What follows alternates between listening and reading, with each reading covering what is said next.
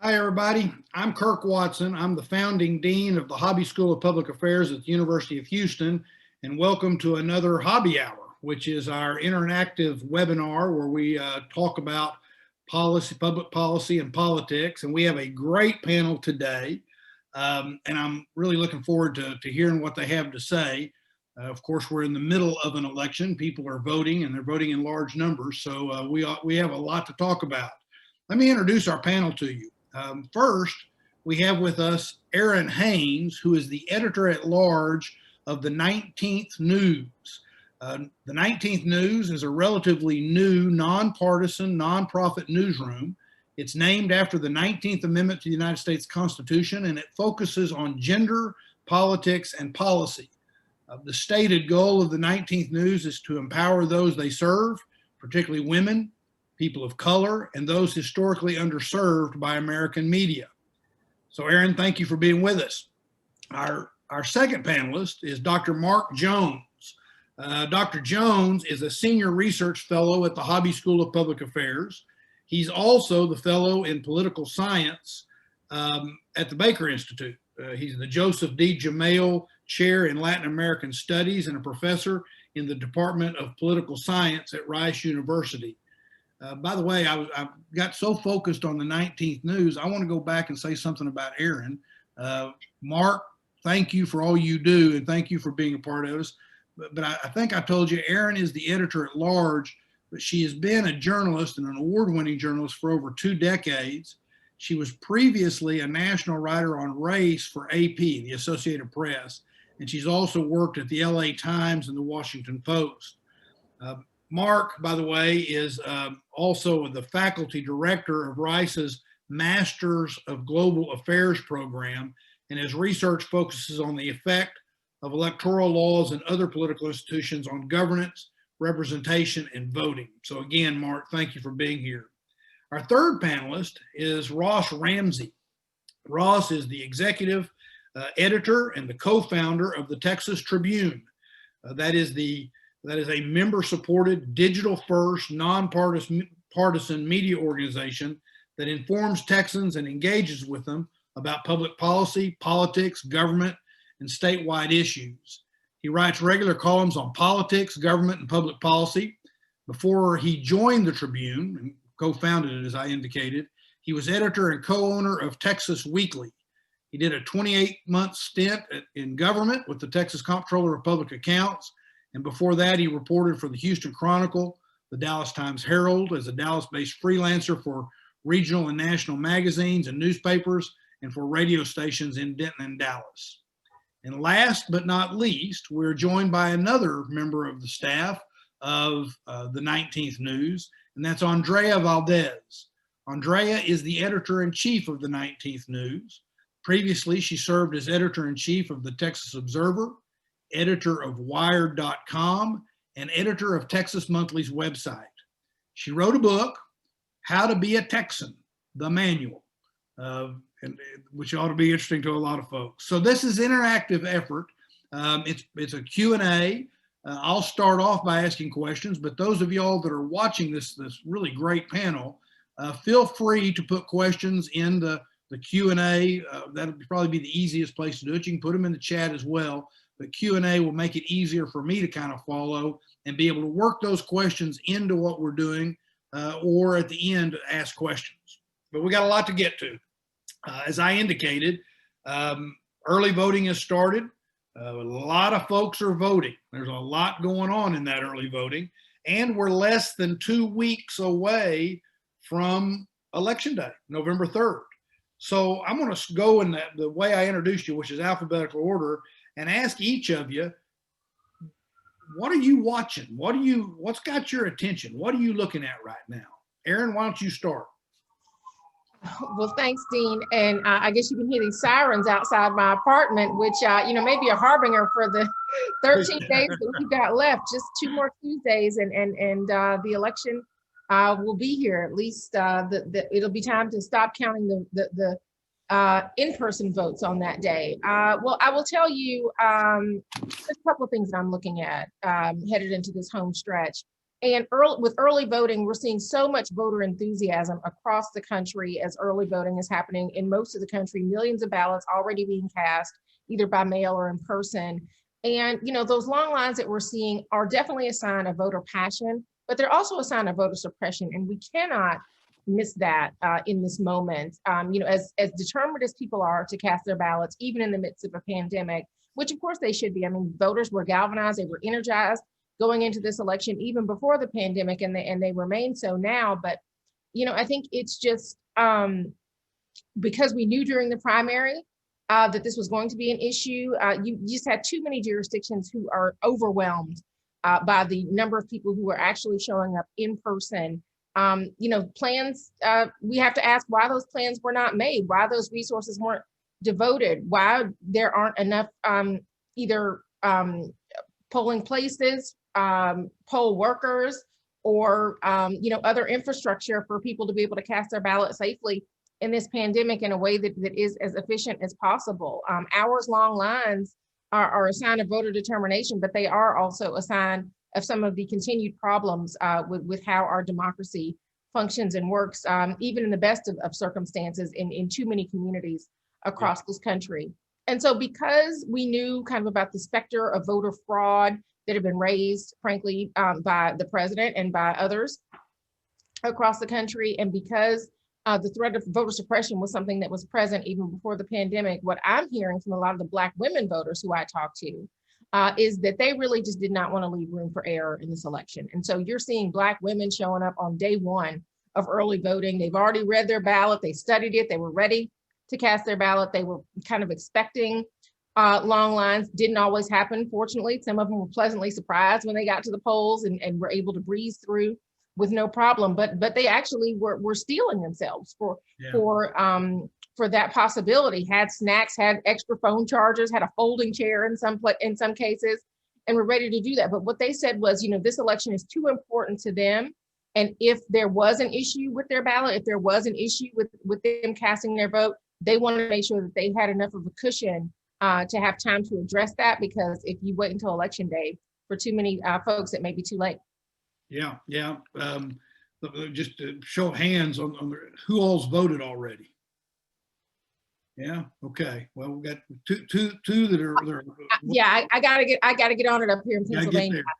But as someone working at a newsroom named for the 19th Amendment, you can better believe I do not miss elections. No, I don't doubt that. But it's just interesting because I think that we're watching the number of people that are early voting, and like you say, willing to stand in line for a long period of time. I love the app that tells folks how much time to expect. Yeah. But when you're standing out there in that heat, even if you picked a place where you only have 0 to 20 minutes, it feels awfully long. But I thought that was an interesting thing. Mark, tell me what are you watching? What's got your attention right now? I think at the federal level, I'm really watching the U.S. Senate races. I think at this point, you know, all signs are indicating that Joe Biden will be the next president, and with even more certainty that Democrats will retain control of the U.S. House. So therefore, that focuses on the Senate, with the real question mark is, will we have a unified Democratic government, in which case there will be no checks on or fewer checks on Democrats, which will be a good thing for Democrats, a bad thing for Republicans. And so there are approximately a half dozen Senate races across the country that really will tell the difference. That is, right now, Democrats are looking like they're going to increase their margin. Right now, it's 53 to 47 Republicans to Democrats. That's going to narrow. Democrats, if they get to 50-50 with Kamala Harris, are in majority. So I'm going to be watching that federally. I think that for me on election night, watching those, say, 10 Senate races that really will decide things, that's what I'll be watching more. I think for the presidential race, unless there's a surprise, I think it's going to be just watching the margin of the Biden victory. The other thing is, here in Texas, control of the Texas House is something I think that's quite important. Democrats had a net gain of 12 seats in 2018. They need a net gain of 9 seats this time around to give them a 76 to 75 majority. And so watching those races, both Republicans are on the offensive in about a half dozen districts, trying to take the district or flip it back. And Democrats are on the offensive in about 15 districts held by Republicans, trying to flip those. So I'm going to be really focused on that. And then the final thing, deep down here in Harris County, we actually have a very interesting race in precinct 3 for a county commissioner, which will determine whether Republicans have any sort of veto power at all on the commissioner's court, or whether it's a Democratic run commissioner's court. And that relates to the final aspect here in Texas, where this will be our first election without straight ticket voting. And we know that roughly 2/3 of Texans in the past have taken advantage of the straight ticket option. And so what's a real uncertainty, and what I'm going to be watching, and I'm going to be very interested on election night to follow, is what is the level of roll-off? That is, people who vote in, say, the presidential or Senate race, but don't vote down ballot. And is it, normally it would be about 2% or 3%, pretty low, but could it get up to 15, 20%? And if it does, is it disproportionately favoring one party over the other? Here in Harris County with 50 races on the ballot, do people even get down to those lower level races, or do they effectively give up at a certain point? So those are some things I'll be watching between now and then election night. That's great.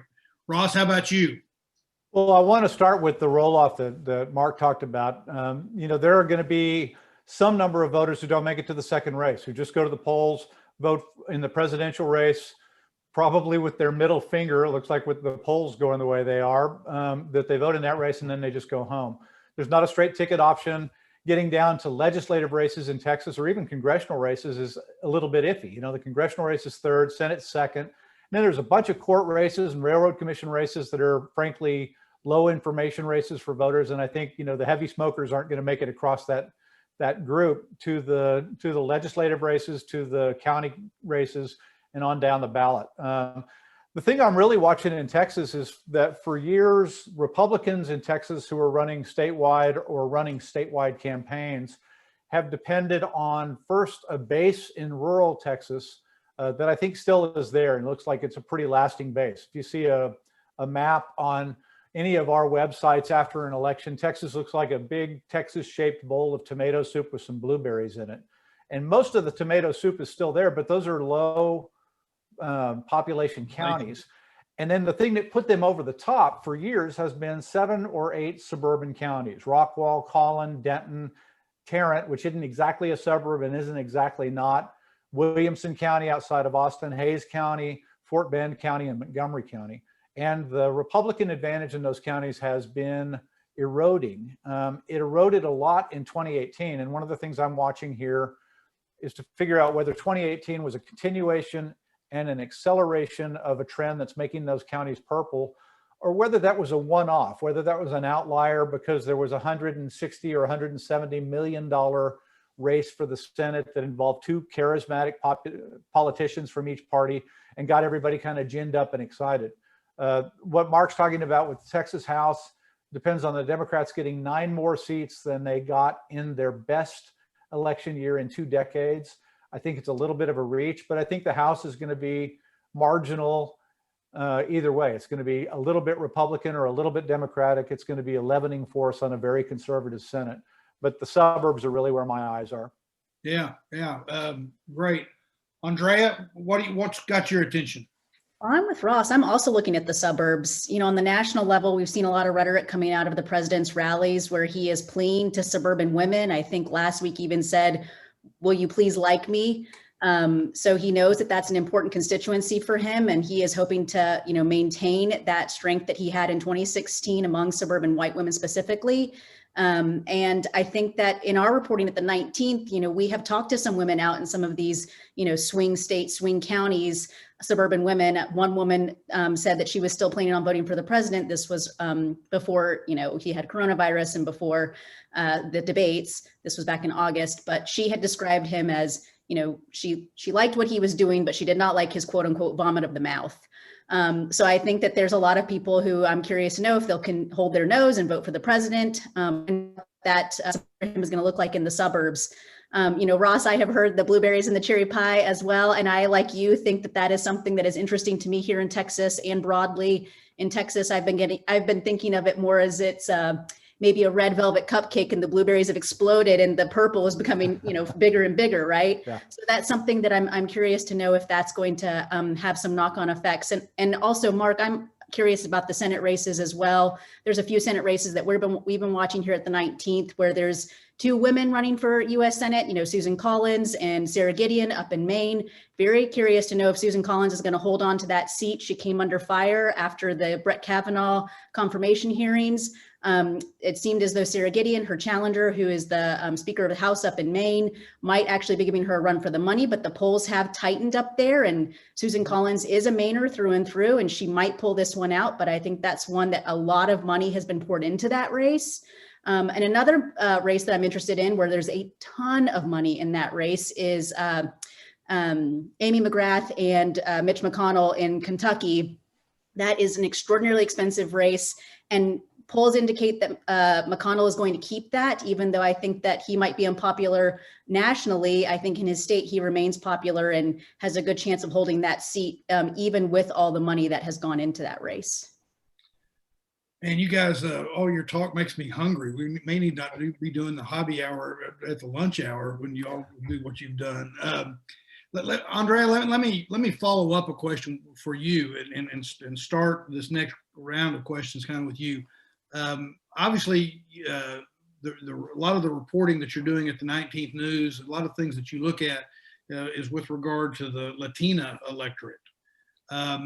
Focus on that a second.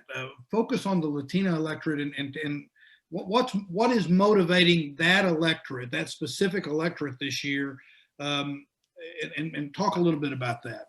Yeah, I'm so happy you brought that up. So Latinos, the Latinx, voting bloc it's big. It's 32 million voters that are going to be eligible to vote this year.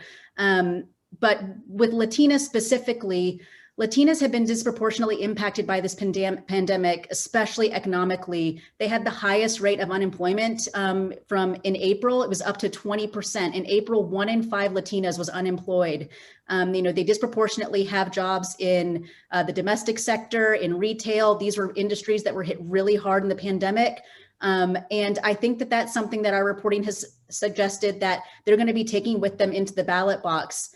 Even families that come from, mixed immigration status, maybe there's an undocumented family member, they are pleading to their family members who are in fact citizens to vote with them in mind. And so I think that's been an interesting thing that we saw reflected in our reporting, just that the economy, which is an issue for everybody, of course, right now, as we are having just a struggling moment with that, is especially relevant for Latinas. So I think that's something that I'm curious to know what the get out the vote efforts have looked like. And especially because we saw, say, in Nevada during the primary season, Latinas were a big get out the vote effort for Bernie Sanders. So we know that there's a lot of untapped power there if the Democrats do wish to speak to that voting bloc. So I'm curious to know what Republicans will be doing in order to either keep Latinas or get Latinas in their tent, or there is a lot of Latinos that are, I think, supportive of the president. So what is it they're doing if there's a split family dynamic where, say, a woman, a wife, a sister, a mother, might be skewing Democratic, and the men in the family are skewing Republican. I just think that these are some really interesting dynamics that are happening in the Latinx community. Very interesting. Yeah. Dr. Jones, let me kind of go to you on a similar or another thought along those lines.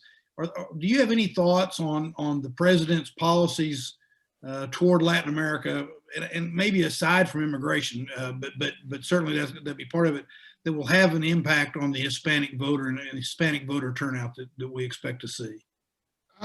It's pretty mild, actually. I would say the only place where we're seeing foreign policy really enter this campaign is in the state of Florida, where the president's sort of hardline policy on Cuba and Venezuela, and to a lesser extent Nicaragua, is very popular among Cuban Americans, particularly older Cuban Americans, but also Venezuelan Americans across the board. The Republicans have a very effective message with that group because so many Venezuelans have had to flee socialism, Chavista socialism in Venezuela. So a critique that America is becoming like Venezuela, even though it's not accurate, is met with a receptive audience. Outside of that, though, foreign policy usually really doesn't play much of a role in presidential election campaigns outside of things that are very domestic oriented. And even the immigration, the president really hasn't been highlighting immigration or border issues as much during the campaign as he did, say, during the early parts of his presidency. From a Texas, the Texas Republican Party, I think every time he mentions the border or talks about his border policy to try to win upper Midwest votes, that just repels more voters in Texas. So I think they're happy to the extent to which he stays away from that, even if whatever topics he's focusing on aren't all that effective. But at least they're not damaging or punitive or detrimental. Okay. Thanks. Errin, I want to go back to you and something that you said, which I think is an interesting way of characterizing. We've got long lines, but as you say, that is a sign of suppression. There's a reason there are long lines. I'd like to ask you kind of a two-parter. One is compare Texas to other states. How is it playing out, Texas versus other states, in terms of what's going on with voting? And then the second part of the question is, if you could wave a magic wand and people would follow exactly what you say, what would you do? What are the one or two or three things that you would do to try to fix what you were talking about? Oh, wow. I get to be the voter fairy. I'll think first. No, yeah, and I'm giving you the magic wand, so do it. I have learned that my magic wand doesn't always work. So, well, first of all, my wish for this election year has already come true, which is that I am among the people who helped to start this amazing newsroom that is changing the narrative about how women and marginalized groups are talked about in our political coverage and in this presidential cycle. So I'm very excited and proud that it ain't magic, but it certainly feels like a magical journey in a very consequential election year. and a lot to be proud of. So thank you for what you're doing. Thank you very much. We are super excited. Well, but I will say, Texas is not really in the crosshairs so much. It's not so much a target of the president, probably because he is not. The polls are not showing him being down. it's close in Texas if the polls are to be believed, but I'm out of the prediction business, so don't ask me about that.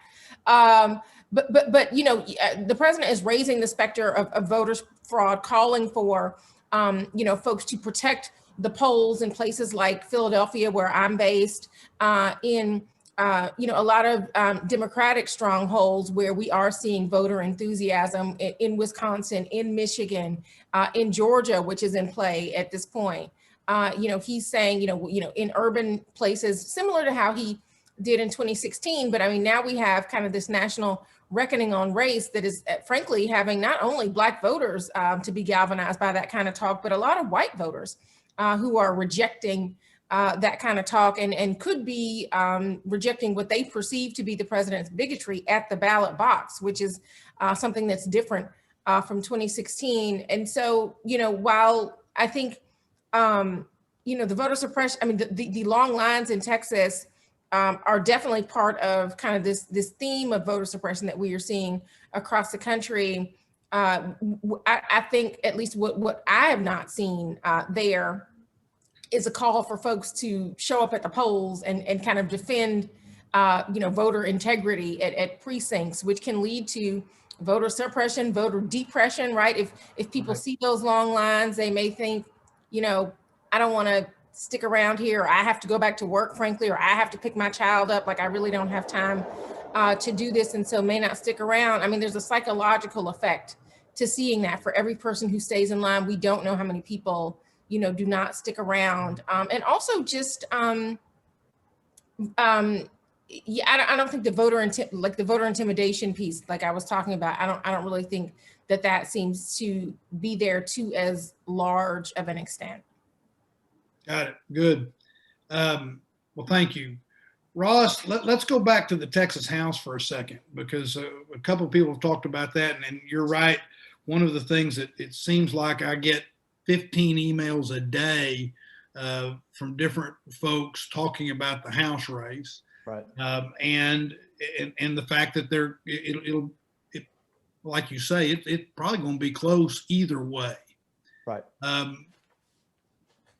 what are the two or three that could make a difference in that? And then quickly talk about what that means for a speaker if it goes either way. You know, you had 4 or 5 races that I call the bareleys from 2018. And the bareleys are races that were barely decided one way or the other. Gina Kalani in Houston won her race over, I guess in Katy rather, run her race over Mike Schofield by 123 votes, might be 132, maybe I'm transposing, but it was 0.28%. That's a race that could have gone either way, and it's going to be relitigated. It is being relitigated right now. The Morgan Meyer race against Joanne Kattenack. Meyer is the incumbent. Kattenack came within 220 votes of him in 2018. That's being relitigated. There's some races like that where the parties are obviously fighting and would be fighting whether this was a Democratic year or Republican year or whatever, because they were close last time. Those are kind of like the races that, if you think about it, that's the floodplain. It's going to get, the water's going to be high here for everybody. Then there's like 100-year floodplain. If you have a big election, maybe this Republican could get beat or that Republican could get beat. And then there's another level, 500-year. And the Democrats right now are counting on like a 500-year flood. They think that Trump is a bad enough candidate, that this is a big enough year, that they're going to turn out enough people in Texas that they're going to swamp the Republicans. And if they swamp the Republicans, then they can win, you know, depends on how exuberant you are, but let's say 9 or more seats in the Texas House. You get a marginal win, or if you fall short of that, you get a marginal loss. And the House is, I think, going to be in the best Democratic case or in the best Republican case within 5 or 6 seats of a majority either way. I think you can safely say, even if you don't want to predict, as I don't, which member of the House will be the next speaker, you can predict that the next speaker will have 12 to 12.5 votes from the other party. And that's going to be a coalition government in a way in that body. And that when you go over to the Senate, which, as you know better than any of us, is a very conservative body right now with a very conservative lieutenant governor, when they try to get stuff done, they're going to run into a House that is got its foot on the brake. A speaker, even if it's a Republican who likes Greg Abbott and likes Dan Patrick, is going to have to say, I got all these Democrats right here looking at me like the T-Rex in the Jurassic Park movie in the rearview mirror. I can't go very far down this road. So I think that's going to be the political situation. The national Democrats, I think, have oversold the idea that if they win the Texas House, that they're going to win redistricting.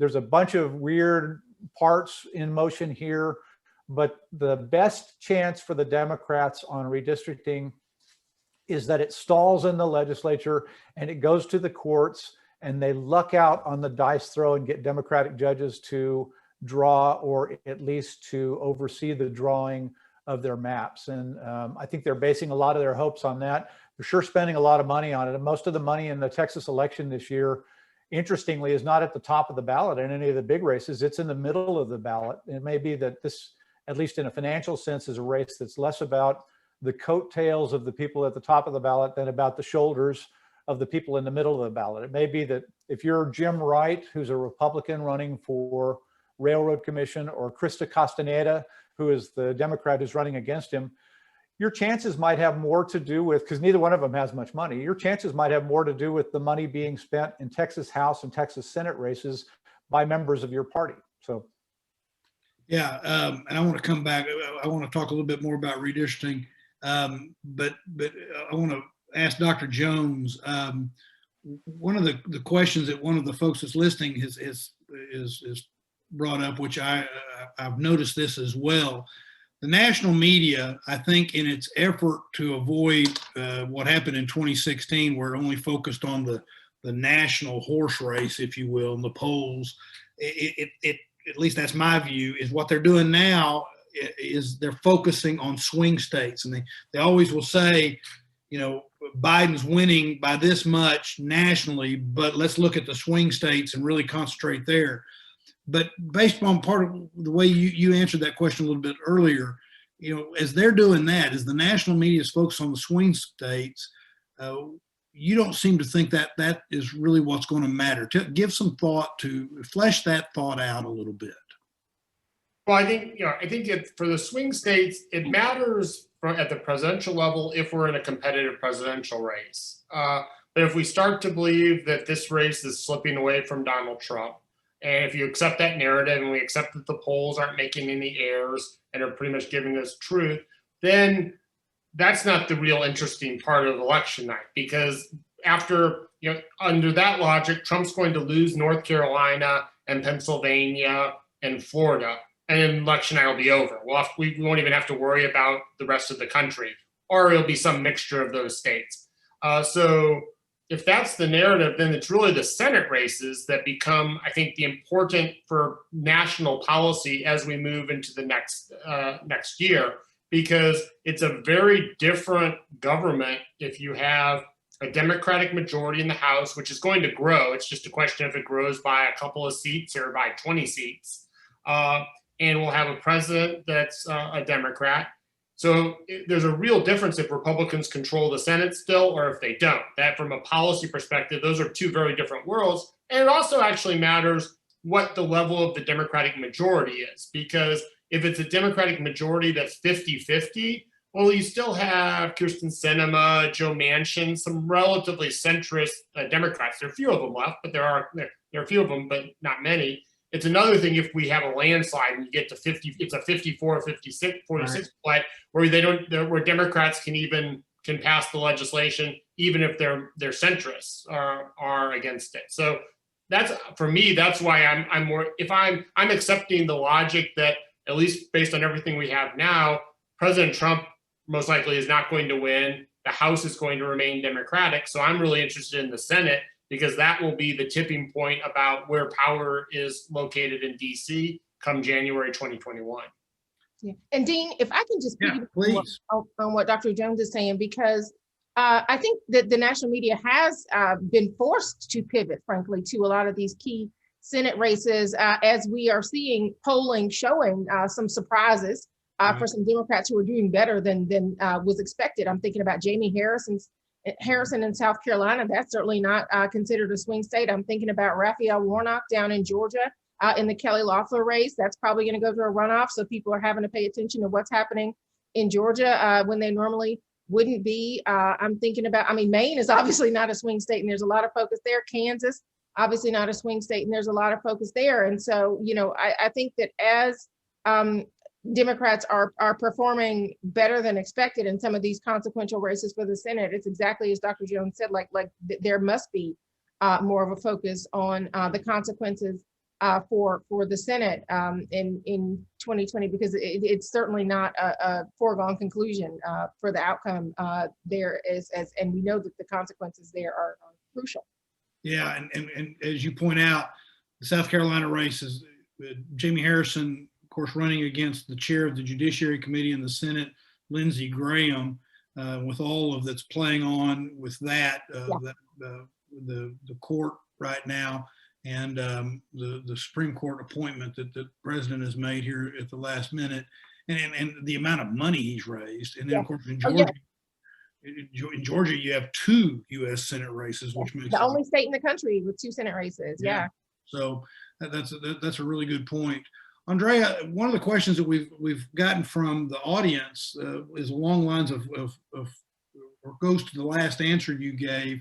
And when I asked you about what is motivating, and you gave such a good, clear answer on that, one of the questions that's been asked is, how is the pro-life position that many Latinx voters hold as a key issue squaring with the pandemic impact on them, and how they will ultimately vote, especially for president? That's a great question. And it is something that I think we've heard from voters that we've talked to that is on their minds. Not just Latinas, but I think for a lot of women who are pro-life. And interestingly, we have heard in various focus groups that we've sat in on where women who are voting for Trump have talked about their feelings on the president. They had a big win, or they are having a big win, I should say, with the confirmation hearings of Amy Coney Barrett, and what the foregone conclusion that she will be a Supreme Court justice.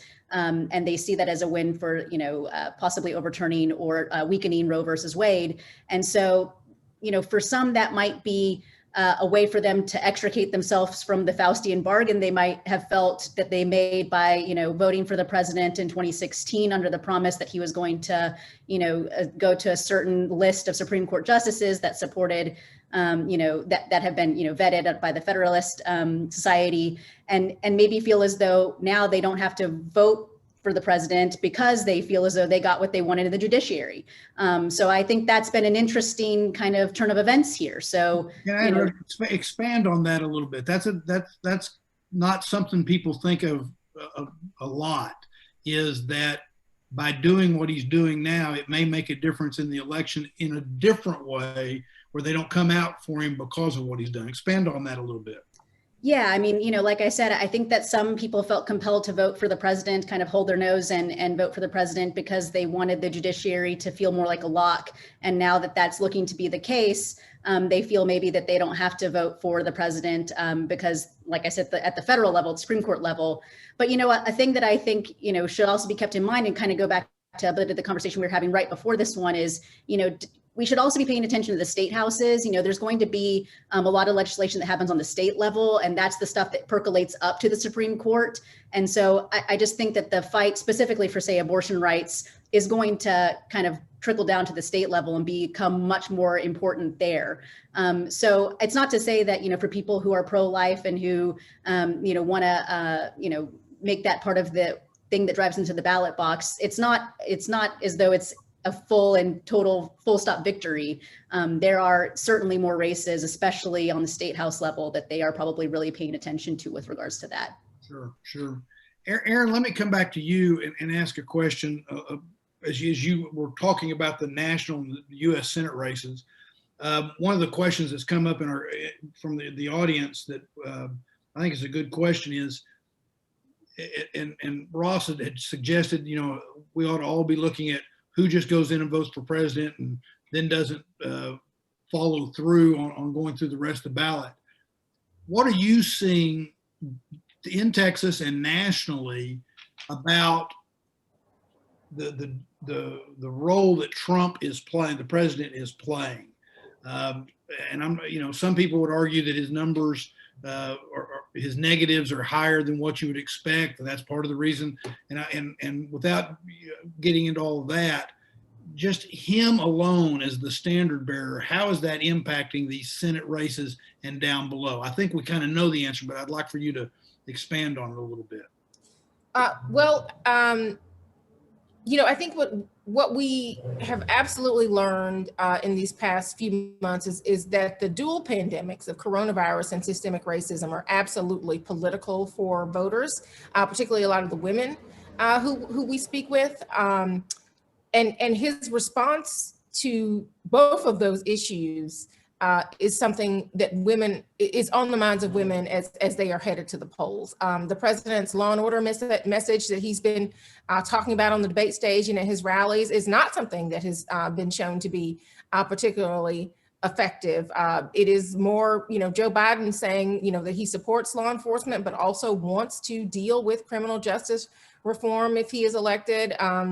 Senator Harris talking about, her lived experience and role as a prosecutor and the need to address criminal justice reform. That is where a lot of the electorate is now, which is remarkable to think about. I mean, you mentioned I used to cover race for the Associated Press. I mean, Black Lives Matter was not a mainstream concept even, 6 or 7 years ago when I first started writing about these issues. And so, I think we knew that the president was going to kind of return to this racial playbook that worked for him in 2016, worked for him to an extent in 2018, but he's having a lot of the same fights, but in a new climate.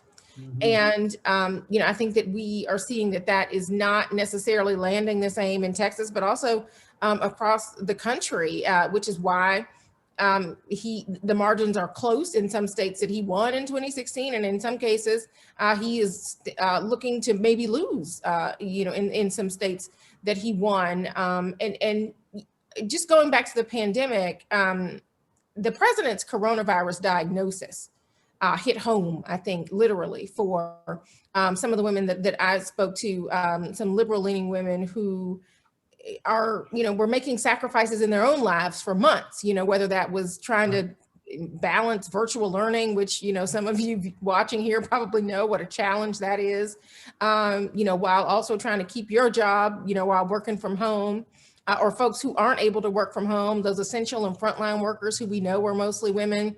Women we know are more mask wearers than men. They increased their mask wearing over the summer. So just taking the precautions, listening to the experts. And so for folks who were doing all of those things, to see the president, you know, contracting the coronavirus because he wasn't really following those kinds of guidelines, and going out and campaigning in front of large groups of people, having, you know, large gatherings at the White House. Like, these were things that are at the least annoying to them, and at the most really infuriating to them, and making them even more determined to participate in this democracy, not just voting, by the way, but also phone banking, texting, writing postcards to really galvanize folks, not just in the presidential race, but in some of these key Senate races.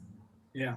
You know, Dean, there's a local kind of thing going on here. You know, some senators and some down ballot candidates are really tied to the president. So that's why Lindsey Graham is in trouble in what's not a swing state. But in places like Texas, distancing himself just recently, right? Or trying to, yeah.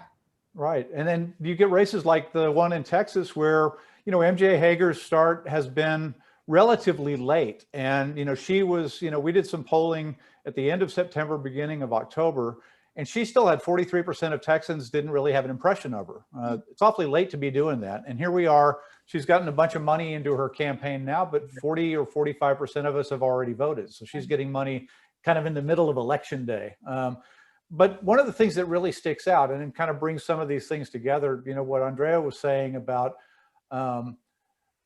women, a lot of women left Trump when the family separations started. And he started to show these cracks in the polling and everything. In our latest polling, the gender gap was enormous. Trump was winning with men by 16 points, losing with women by 5 points. In the next race down, John Cornyn was winning with men by 8 points and winning with women by 4 points. So you got a 21-point spread in the first race on the gender gap. You've got a 4-point spread in the second race. And I think they regard it as a different thing. I think in places like Texas, it's, look, we're Republicans, but we don't like that guy. And I think in a lot of other places, they've just decided because of that guy that it's going to be a bad day for all the Republicans. I'm curious in Texas what we see, since we don't have straight ticket voting anymore, whether, you know, Trump's troubles translate down the ballot. Yeah. Mark, talk about that from, you know, we've got what, about a dozen congressional races in Texas that are, you know, I'd say hotly contested, or in play, however you want to phrase that. How's it translating into those races that you, and am I right about a dozen? Right, yeah, it's about a dozen, or national pundits, between the likely Republican and the likely Democrat. We have a dozen races. 10 of those are Republican, only 2 are Democrats, with Lizzie Fletcher is generally being considered a lean Democrat, and Colin Allred, a likely Democrat. That, you know, so and Fletcher is in Congress in Houston, yeah. And Allred is in Congress Dallas. and is Dallas. Right, yeah. So they both are getting. I'd say Fletcher's the only one who's facing a serious challenge from Wesley Hunt.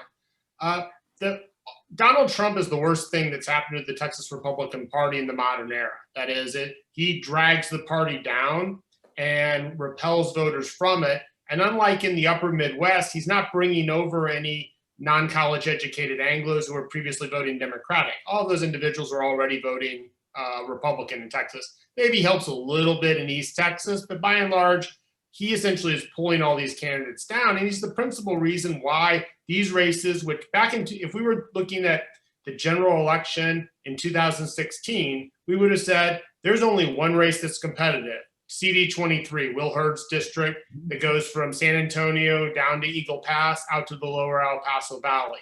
Everything else is safe Democrat, safe Republican. What changed? Well, Donald Trump came on the scene, and he came on the scene, I think, in 3 different ways.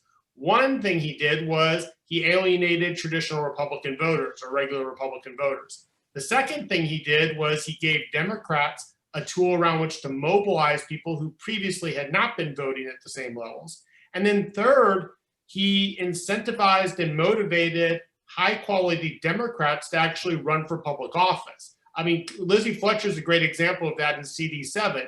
In CD7, in previous elections, it was a some dude type election whereby whatever Democrat was willing to fill in the filing paper and run, they were the de facto candidate.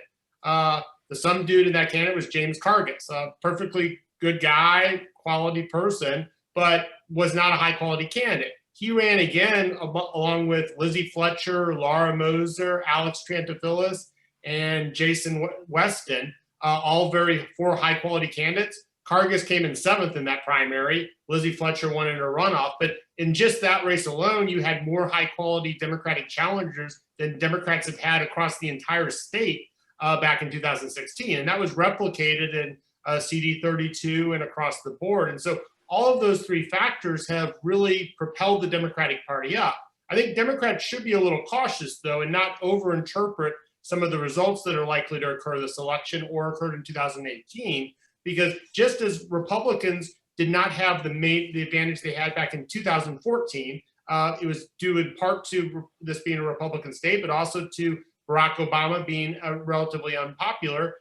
This time around, you have Donald Trump being unpopular and tied to Republicans. And that would suggest that when we go to 2022, with Democrats in the White House, and thus Republicans can return to their playbook that worked so well during the Obama era of campaigning against DC and a liberal administration in DC, we may be at a high water mark for Democrats. It may not go back to where it was in 2016, but I would expect that Democrats are going to experience this as a high mark. And when we go to 2022, assuming Donald Trump is no longer in the White House, it's going to get better for Republicans and worse for Democrats.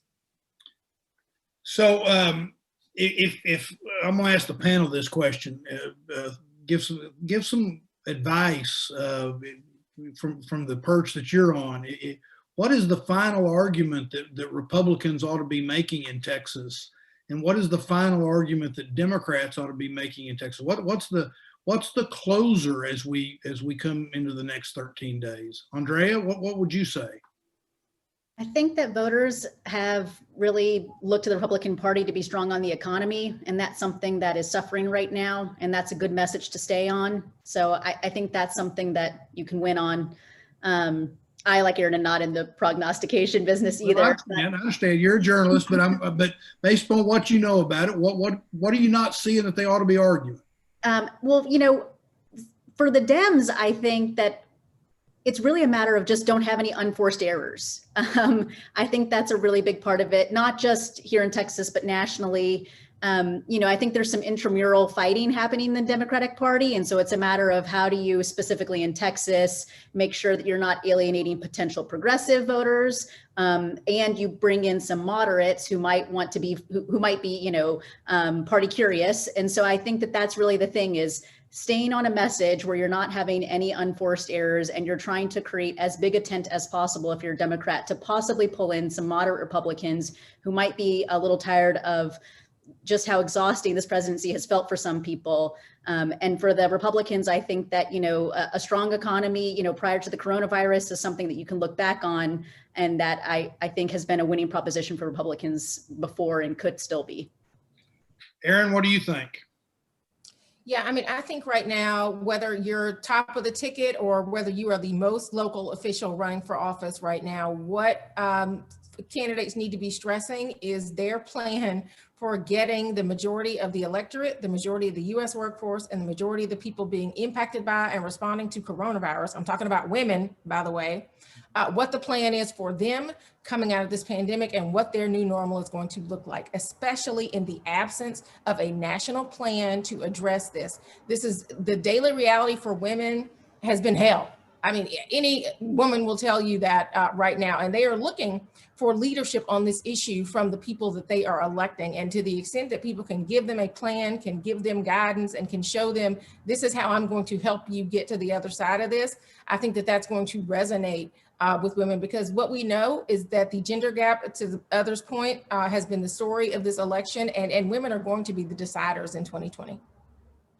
Hey, Mark, how do they close? Well, I think here in Texas, I think where both parties need to be really reinforcing with their voters to go all the way down the ballot. That's something that I think more elections may be decided not so much by the number of Republicans or Democrats turning out in that district, but how many actually make it that far down the ballot. Because some of these races, as Ross has mentioned, are going to be very close. And so just differential roll-off could really be the difference. And we'll be able to look at that empirically, because we'll be able to look at the judicial races, which are pretty good partisan barometers, because nobody has any idea what the Court of Criminal Appeals is, let alone who these people running for it are. And so people tend to just vote based on partisanship primarily, sometimes based on gender and ethnicity, but usually partisanship.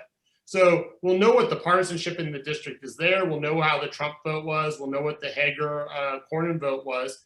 And so we'll be able to see how many Republicans simply just stopped and how many Democrats stopped. And so that, I think that's a principal message. And at this point, I'm sufficiently jaded that I'm not so sure of policy. I think broader policies, maybe, but I think at this point, it's really get the base out, make sure that people actually turn out to vote. And when they do vote, that they vote all the way from president down to constable. Ross? I'm going to sound like an echo, but I think this is an existential election. I think people are first worried about the pandemic, and they're worried about their personal economic situation, which is related to the pandemic. But I think that there's an overlay on this, and that's a referendum on Donald Trump. I think that there are a lot of people who are, take their first concern to this election, which is probably COVID in most cases, and then looking at the two people at the top of the ballot and saying which one of these guys is best to get me out of here. And, because one of those guys is already in office, it's a referendum on Donald Trump. I think that Mark's right. I think the real consequence of this election is going to be below the top of ticket race. The top of ticket race is what's bringing them in, though.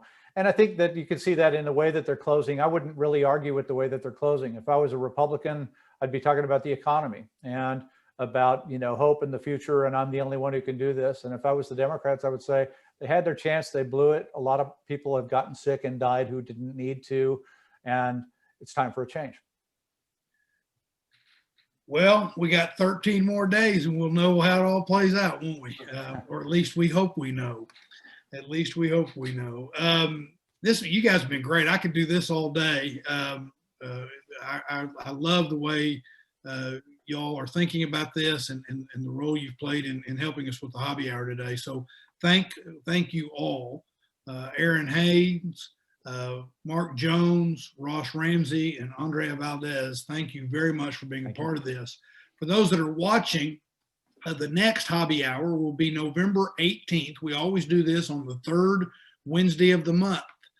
If you're doing math, November 18th comes after November 3rd. And what that means is we're going to know some of the answers to. Awesome. Yeah, yes. Well, let us all pray. Let us all pray. Yes, good point. Very good point. Thank you. But anyway, we'll at least we're either going to know or we're going to be in the midst of some exciting times, right? So November 18th, we always do it at noon. We will have Renee Cross, who's the senior director at the Hobby School of Public Affairs, the iconic Dr. Richard Murray from the University of Houston, Gromer Jeffers of the Dallas Morning News, and I anticipate we're going to have one more person. I'm just waiting on a reply.